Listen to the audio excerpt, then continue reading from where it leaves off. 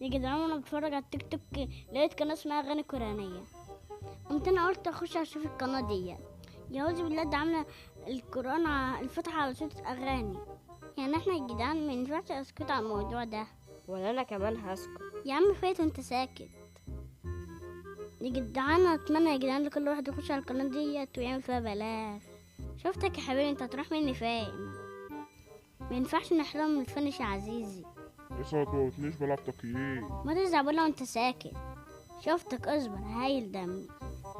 كان بتحدف نداء عليا، انت ليلتك سودا. تعليل كده بقى يا اسطى بهزر، انت متعصب كده ليه؟ يا ده اللي مش عارفين نخلص منه. استنى هايل يا زميلي، انت عاملها بطول كل شويه بتدمجني انت وانا هوريك. انت عاملها عفريت، ده انا اولع لك فيها كبريت. انا جيت.